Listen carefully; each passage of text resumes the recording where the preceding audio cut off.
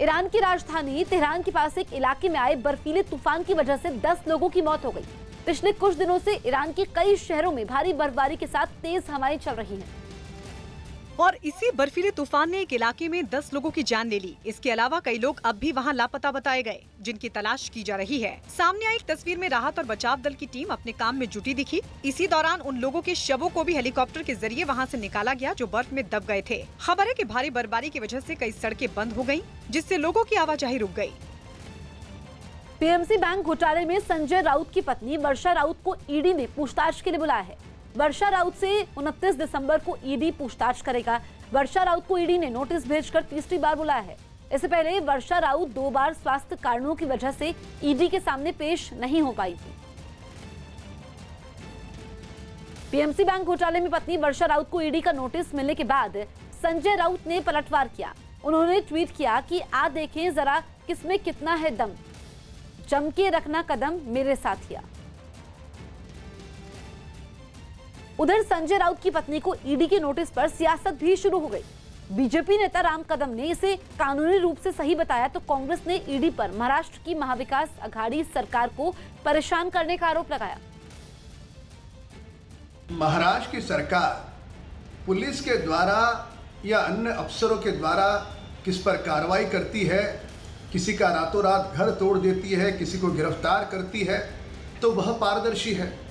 पर केंद्र की जांच एजेंसी यदि शिवसेना नेता के घर ईडी का नोटिस भेजती है तो वह बदले की भावना, ये किस प्रकार का इनका दोहरा मापदंड है?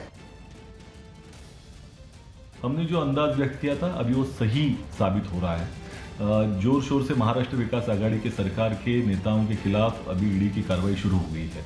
हम ये चाहेंगे, मांग रखते हैं मोदी सरकार से कि भारतीय जनता पार्टी का बहुत ही आलीशान कार्यालय दिल्ली में है, ये बहुत बड़ा कार्यालय है। अब ईडी जैसी जो जांच एजेंसी है जो आपके निर्देश से काम कर रही है और सिर्फ विपक्ष के खिलाफ काम कर रही है, इनका दफ्तर जो है अधिकृत तरीके से वो आपके भारतीय जनता पार्टी के कार्यालय में स्थलांतरित किया जाए। पीएमसी बैंक घोटाले के संबंध में संजय राउत जी के परिवार को ईडी ने नोटिस भेजा, ऐसा कहा जाता है। मैं संजय राउत साहब से पूछूंगा, क्या आपका, आपके परिवार का कोई पीएमसी बैंक के साथ में कोई आर्थिक व्यवहार हुआ था?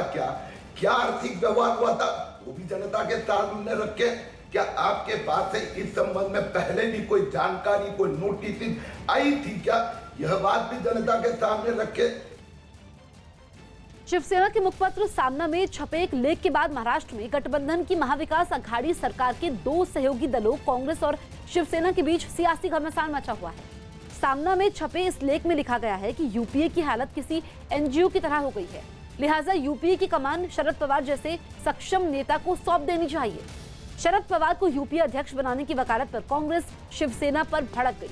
कांग्रेस और शिवसेना में छिड़े इस घमासान के बीच न्यूज 18 इंडिया से बात करते हुए शरद पवार ने कहा कि उनके नाम को बेवजह इस विवाद में न घसीटा जाए।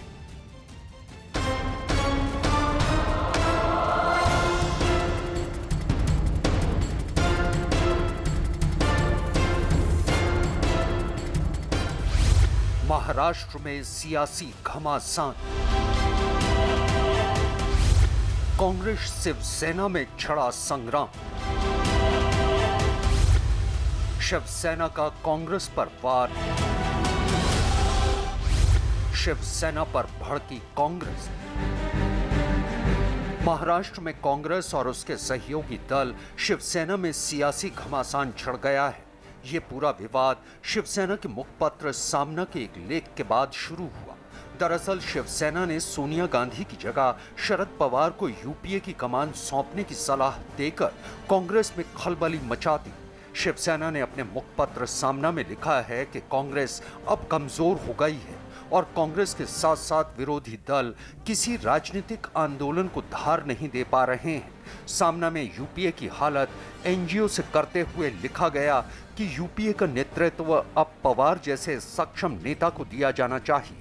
विवाद और बढ़ा तो एनसीपी के कई नेताओं ने भी माना कि फिलहाल के हालात में शरद पवार ही सबसे सक्षम नेता हैं जो विपक्ष के हमलों को धार दे सकते हैं। एक जमाने में सोनिया गांधी जी की लीडरशिप में सब लोग आए थे, मनमोहन सिंह के नेतृत्व में हम लोग आए थे, सब लोग आए थे। आज तो मुझे दिखता है कि शरद पवार साहब इस देश के ऐसे नेता हैं जिनकी बात सब लोग सुनते और मानते हैं, मोदी जी भी मानते हैं। सामना में शिवसेना के कांग्रेस अध्यक्ष सोनिया गांधी पर इस हमले के बचाव में कांग्रेस का कहना है कि जो पार्टी यूपीए का हिस्सा नहीं, वो यूपीए नेतृत्व के बारे में कांग्रेस को सलाह न दे।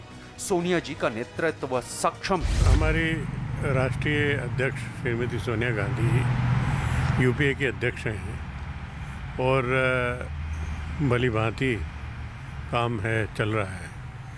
और शिवसेना तो मैं समझता हूँ कि अपना विचार रख सकती है, लेकिन ये यूपीए तय करेगी, जिसके हिस्सा मैं समझता हूँ कि शिवसेना नहीं है। शिवसेना को इस प्रकार से कांग्रेस विरोधी अभियान नहीं चलाना चाहिए, और अगर यूं ही इस तरह से अभियान चलाते रहे तो समझिए कि एक आग है और इस आग में जल के शिवसेना भस्म हो जाएगी। कांग्रेस पार्टी में अंदरूनी समस्याएं हैं, इससे हम इनकार नहीं कर रहे हैं। हम लोग एक खराब दौर से गुजर रहे हैं, इससे भी हम इनकार नहीं कर रहे हैं, लेकिन ये हमारा घर का मामला, हमारा अंदरूनी मामला, हम इसको हल करेंगे। इसके लिए हमको शिवसेना के सलाह की जरूरत नहीं। लेकिन जिस प्रकार से शिवसेना कांग्रेस विरोधी अभियान या राहुल गांधी जी के विरोध में अभियान चलाती है, उससे साफ साफ दिख रहा है कि किसी और के कंधे पे बंदूक रख के निशाना साधा जा रहा है।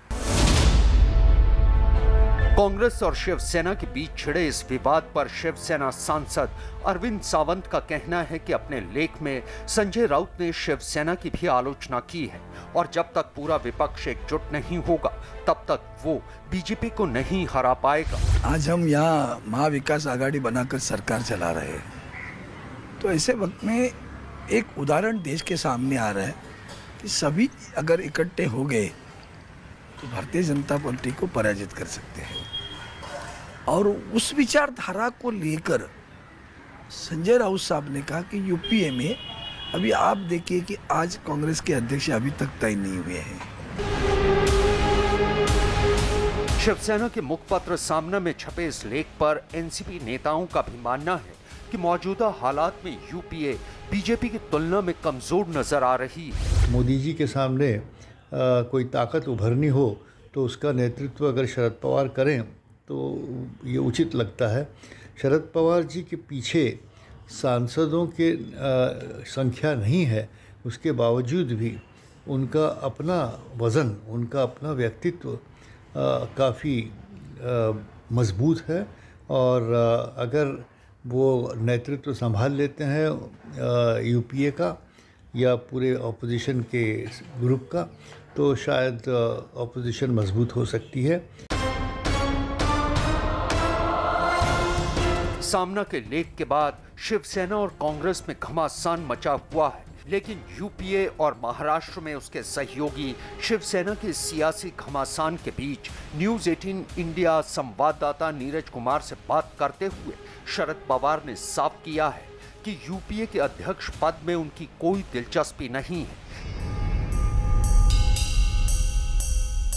इसके साथ ही उन्होंने तमाम सहयोगी दलों से अपील की है कि उनके नाम को इस विवाद में बेवजह न घसीटा जाए। शरद पवार ने सामना में लिखे संपादकीय को शिवसेना का निजी विचार बताया। कांग्रेस और शिवसेना के बीच शुरू हुए इस विवाद पर बीजेपी को दोनों पार्टियों पर तंज कसने का मौका मिल गया और बीजेपी ने इसे यूपीए में बगावत करार दे दिया। कांग्रेस में तो कांग्रेसी नेतृत्व के खिलाफ बगावत हो ही रही थी, अब यूपीए के अंदर भी बगावत हो गई है। जो शिवसेना सत्ता की मलाई खा रही है महाराष्ट्र में कांग्रेस के सपोर्ट से, वो भी कांग्रेस नेतृत्व को, सोनिया जी को नेता मानने को तैयार नहीं है। क्या होगा कांग्रेसियों का? कांग्रेस और शिवसेना के बीच शुरू हुए इस विवाद पर यूपीए के एक प्रमुख सहयोगी दल आरजेडी का कहना है कि मौजूदा सियासी हालात में यूपीए नेतृत्व पर चर्चा नहीं होनी चाहिए, बल्कि मुद्दों पर बातचीत होनी चाहिए और यूपीए और उसके सहयोगी दलों को बैठकर इस मुद्दे को सुलझाना चाहिए। यूपीए के जो फाउंडर मेंबर्स थे वो अब एक बार साथ में बैठे हैं, व्यापक सरोकारों पे बात हो। मैं बार बार इस बात को दोहराऊंगा कि सबसे महत्वपूर्ण है मुद्दों को लेकर के सड़क पर उतरना। और ये लीडरशिप के इशू, ये बेईमानी है। मैं समझता हूं कि ये चीजें तो मिनट में सेटल हो सकती हैं इधर भी।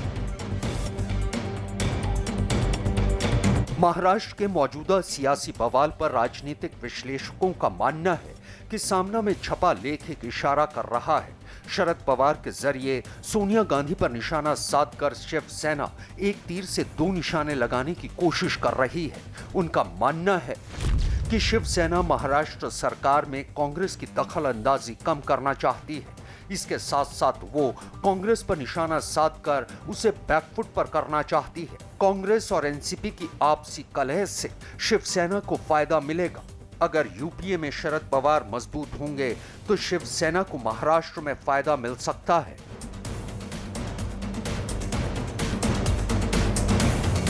इस विवाद के बीच ये खबर भी आ रही है कि सोमवार को शरद पवार दिल्ली आ रहे हैं, लेकिन उनके दिल्ली दौरे का मकसद क्या है यह अभी तक साफ नहीं हो पाया है।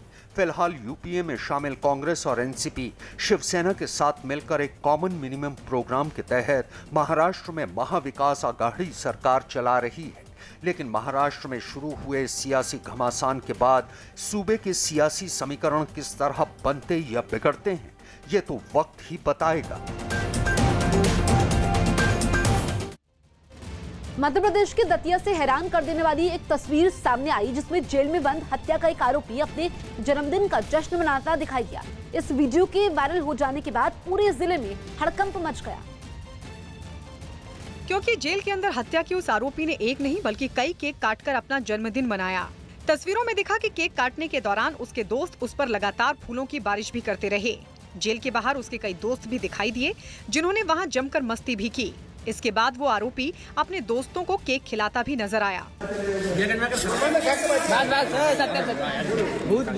जेल के अंदर जन्मदिन के जश्न की ये तस्वीर जल्द ही पूरे इलाके में फैल गई, जिसके बाद जिला प्रशासन की नींद टूटी। आचार के हिसाब से अगर घटना है तो फिर हम कठोर कार्रवाई करेंगे। खबर है कि जेल प्रशासन ने इस मामले की जांच शुरू कर दी है।